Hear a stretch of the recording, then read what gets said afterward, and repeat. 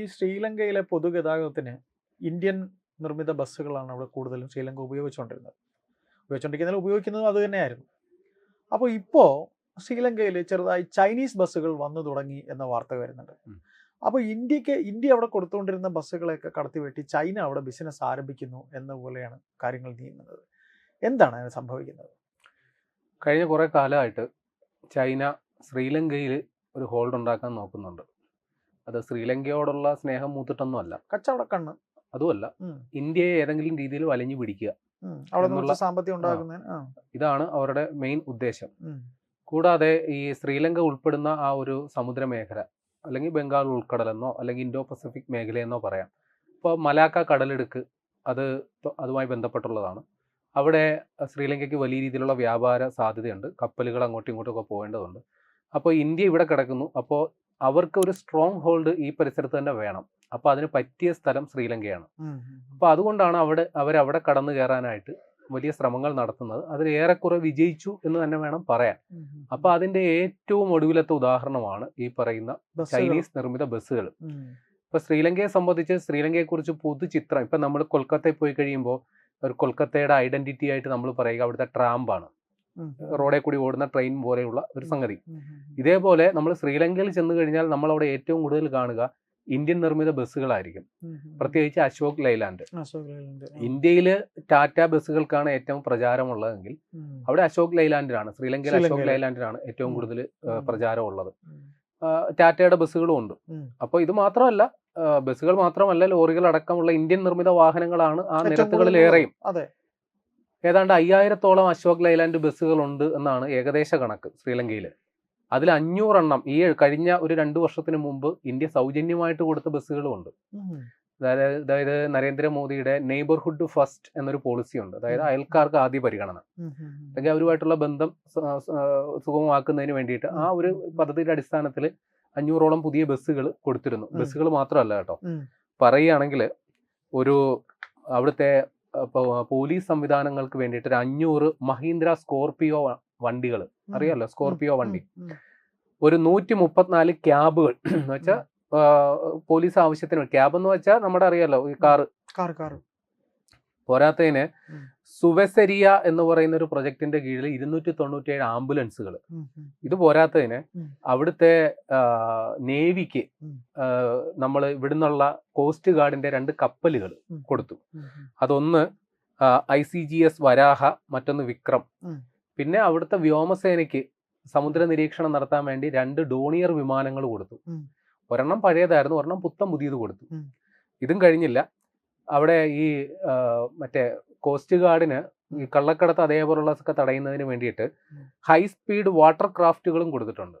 അപ്പൊ ഇതൊക്കെ സമീപകാല സംഗതികളാണ്. പണ്ട് മുതലേ ശ്രീലങ്ക എന്ന് പറയുന്നത് ഇന്ത്യയുടെ ഒരു ആശ്രിത രാജ്യമായിരുന്നു. മുൻകാലങ്ങളിൽ അവിടെ ഒരു ക്രമസമാധാന പ്രശ്നം ഉണ്ടായപ്പോൾ രാജീവ് ഗാന്ധിയുടെ നേതൃത്വത്തിൽ ഇന്ത്യൻ സൈന്യമാണ് അവിടെ പോയത്, അതുകൂടി ഓർക്കണം. അപ്പൊ അങ്ങനെയുള്ള രാജ്യം ഇപ്പോ ചൈന വലിയ സ്ട്രോങ് ഹോൾഡ് ഉണ്ടാക്കി എടുക്കുന്നു എന്നുള്ളത് വാസ്തവമാണ്. ഇപ്പോ അവരൊരു പോളിസി അവിടെ നടപ്പിലാക്കി. അതിന്റെ പേര് ലങ്ക മെട്രോ ട്രാൻസിറ്റ് പദ്ധതി എന്നുള്ളതാണ്. അതായത് നഗരത്തിൽ നമ്മുടെ തിരുവനന്തപുരം നഗരത്തിൽ ലോ ഫ്ലോർ ബസ്സുകൾ നിരവധി ഉണ്ടല്ലോ, അതേപോലെ ശ്രീലങ്കയിൽ നഗര ഗതാഗതം സുഗമമാക്കുന്നതിന് വേണ്ടിയിട്ട് നടപ്പിലാക്കിയ പദ്ധതിയാണ്. അപ്പൊ ഇത് പ്രകാരം ലോ ഫ്ലോർ ബസ്സുകൾ അവിടെയും വേണം. ഇപ്പൊ നമ്മുടെ ഇന്ത്യൻ നിർമ്മിത അശോക് ലൈലാൻഡ് ബസ്സുകളൊക്കെ അറിയില്ല, നമ്മുടെ പഴയ മോഡൽ ബസ്സുകളൊക്കെ കയറാൻ വലിയ പാടാണ്, നല്ല ഉയരമുണ്ട്. ഇപ്പൊ ലോ ഫ്ലോർ ബസ്സുകൾ അശോക് ലൈലാൻഡ് അത്രയ്ക്ക് അവിടെ അങ്ങ് പ്രചാരത്തിലില്ല, ഇല്ലാന്നല്ല, ഉണ്ട്. അപ്പൊ ഈ ചൈനീസ് കമ്പനി, അതിന്റെ പേര് ഫോട്ടോൺ ഇന്റർനാഷണൽ കോർപ്പറേഷൻ എന്നാണ്, ഒരു ചൈനീസ് വലിയ ബ്രാൻഡാണ്. അവരുടെ ബസ്സുകളുടെ ആദ്യ ബാച്ച് കഴിഞ്ഞ ദിവസം അവിടെ എത്തി.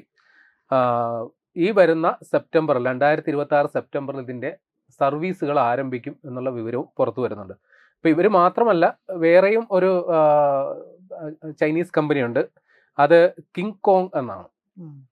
അവരുടെ ബസ്സുകളും ദീർഘദൂര ഇത് നഗര ആവശ്യത്തിനാണെങ്കിൽ കിങ് കോങ് എന്ന് പറയുന്ന കമ്പനിയുടെ ദീർഘദൂര ആവശ്യങ്ങൾക്ക് വേണ്ടിയിട്ടുള്ള ബസ്സുകളും വരുന്നുണ്ട്.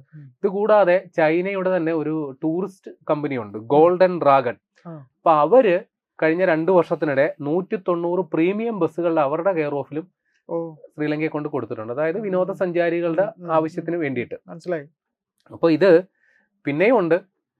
ഒരു 2026 ജനുവരിയിൽ ചൈന അവിടുത്തെ മലിനീകരണ തോത് നിയന്ത്രിക്കുന്നതിൻ്റെ ആ ഒരു പദ്ധതിയിലേക്ക് വേണ്ടിയിട്ട് 100 സൗജന്യ ഇലക്ട്രിക് ബസ്സുകൾ കൂടി കൊടുത്തു. അപ്പൊ അതിന്റെ മാത്രം മൂല്യം ഏതാണ്ട് 2,25,000 അമേരിക്കൻ ഡോളറാണ്. വലിയൊരു തുകയാണത്. ആ ബസ്സുകൾ ഇപ്പോൾ കൊളംബോയിൽ നിന്ന് കാൻഡിയിലേക്കും കൊളംബോയിൽ നിന്ന് ഗാലെ എന്ന് പറയുന്ന സ്ഥലത്തേക്കും സർവീസുകൾ നടത്തുന്നുണ്ട്. ഓൾറെഡി അത് ഇംപ്ലിമെന്റ് ആയിട്ട് ഇലക്ട്രിക്കൽ ബസ് സർവീസ് നടത്തുന്നുണ്ട്. അപ്പോൾ ഞാൻ നേരത്തെ തുടക്കത്തിലേ പറഞ്ഞു, ചൈന വലിയ രീതിയിൽ ശ്രീലങ്കയിൽ കയറി ഇപ്പൊ കളിക്കുന്നുണ്ട്.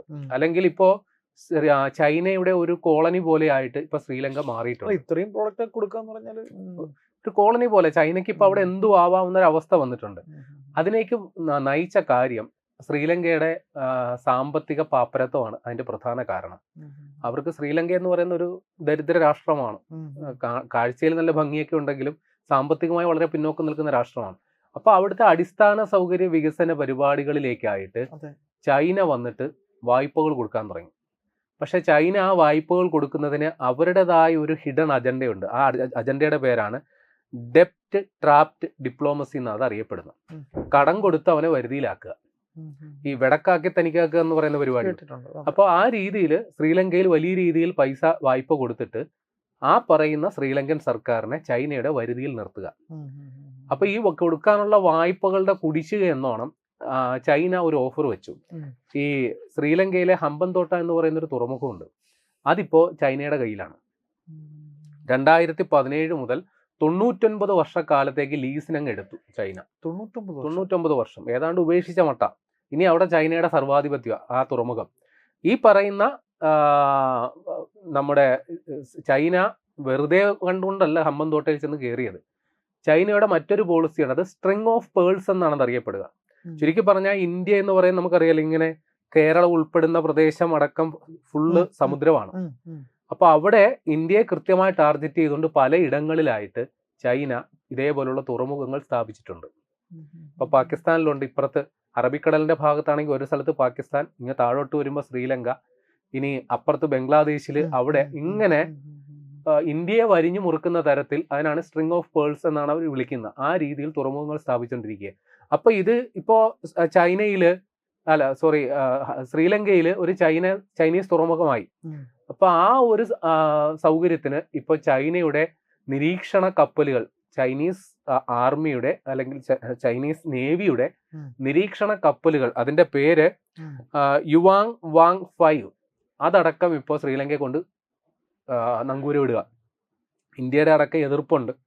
അന്താരാഷ്ട്ര കപ്പൽ ചാലിൽ ആ ഭാഗത്തുകൂടി ഇത്തരം സൈനിക ഉദ്ദേശമുള്ള കപ്പലുകൾ, അല്ലെങ്കിൽ ചാരക്കപ്പൽ എന്നൊക്കെ അതിനെ വിളിക്കുക, അതൊക്കെ ഇങ്ങനെ തലങ്ങും വിലങ്ങും പോകുന്നതിൽ വലിയ എതിർപ്പുണ്ട്. പക്ഷെ അതിനെയൊക്കെ പുല്ലുപോലെ അവഗണിച്ച് ഞങ്ങളുടെ തുറമുഖമല്ലേ അവിടെ കിടക്കുന്നത് എന്നുകൊണ്ട് അവിടെ കൊണ്ട് അങ്ങ് ഇട്ടേക്കുക ചൈന. അപ്പൊ ഇതും കൊണ്ട് കഴിഞ്ഞില്ല. ഈ ബെൽറ്റ് ആൻഡ് റോഡ് എന്ന് പറയുന്ന ഒരു ചൈനീസ് പരിപാടിയുണ്ട്. ചുരുക്കി പറഞ്ഞാൽ ഏതെങ്കിലും ഒരു രാജ്യത്തെ വരുതിയിൽ നിർത്തണമെങ്കിൽ ചൈന ചെയ്യുന്ന പരിപാടി, അവിടെ ഏതെങ്കിലും ഒരു കമ്പനി അങ്ങ് ദത്തെടുത്തിട്ട് അതിൻ്റെ കീഴിൽ വലിയ രീതിയിലുള്ള വികസന പരിപാടികൾക്ക് എന്ന പേരിൽ വലിയ രീതിയിലുള്ള നിർമ്മാണ പ്രവർത്തനങ്ങൾക്ക് അവർക്കങ്ങ് ഫണ്ട് കൊടുക്കുക. അല്ലെങ്കിൽ ചൈനീസ് സർക്കാർ തന്നെ നേരിട്ടിറങ്ങി ശ്രീലങ്കൻ സർക്കാരുമായിട്ട് വലിയ വായ്പകൾ തരപ്പെടുത്തി, കുറഞ്ഞ പലിശയൊക്കെയാണ് പറയുക. വളരെ നിസ്സാരമായ പലിശ പറയുമ്പോൾ അവരങ്ങ് വീണ് പോവുകയും ചെയ്യും. അങ്ങനെ വൻതോതിൽ വായ്പകളും മറ്റുമൊക്കെ കൊടുത്തിട്ട് പിന്നെ ചൈനക്കാരെന്തു പറയുന്നു അതനുസരിക്കാൻ ഇവര് വായ്പ തിരിച്ചടയ്ക്കാതെ വരുമ്പോൾ അവർ പറയുന്ന വ്യവസ്ഥകൾ സ്വാഭാവികമായിട്ടും പാലിക്കേണ്ടി വരുമല്ലോ. അപ്പൊ പിന്നെ വ്യാപാര നിയന്ത്രണം അടക്കമുള്ള വ്യാപാരത്തിലടക്കം ചൈനീസ് നിയന്ത്രണങ്ങൾ ഏർപ്പെടും. അപ്പൊ ഈ കാര്യത്തില് ഏതായാലും ഇന്ത്യയുടെ താല്പര്യങ്ങൾക്ക് വിരുദ്ധമാണ് ശ്രീലങ്കയിൽ ഇപ്പോൾ ഈ നടന്നുകൊണ്ടിരിക്കുന്നത്. ഈ പറയുന്ന ബസ്സുകൾ എന്ന് പറയുമ്പോൾ ഒരു ഉദാരമായി ശ്രീലങ്കൻ ജനതയെ സഹായിക്കാൻ വേണ്ടി കൊടുത്ത ഒരു ഉദാര മനസ്ഥിതി എന്ന് നമ്മൾ പൊതുവെ ധരിച്ചു വെക്കണ്ട. അതിന്റെ പിന്നില് നേരത്തെ പറഞ്ഞതുപോലെ ഒരു തുറമുഖം ഇപ്പൊ അവർ അടിച്ചിട്ട് പോയില്ലേ, അതേപോലെ അടുത്ത പണി ഉടനെ വരും.